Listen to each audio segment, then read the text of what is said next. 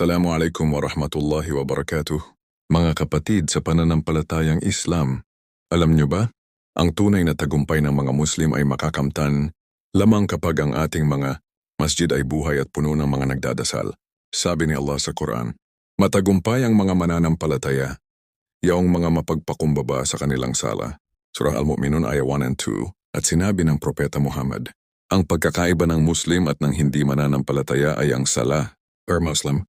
Ang tagumpay ng mga Muslim ay nagsisimula sa sala. Kapag napupuno ang mga masjid ng mga mananampalataya, doon ibinibigay ng Allah ang tunay na tagumpay. Balikan natin ang ating mga masjid at gawin nating buhay ang ating pananampalataya sa Islam.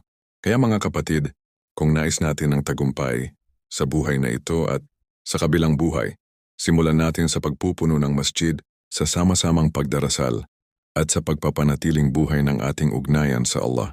Tandaan, ang ummah ay nagtatagumpay kapag ang sala ay isinasagawa ng sama-sama.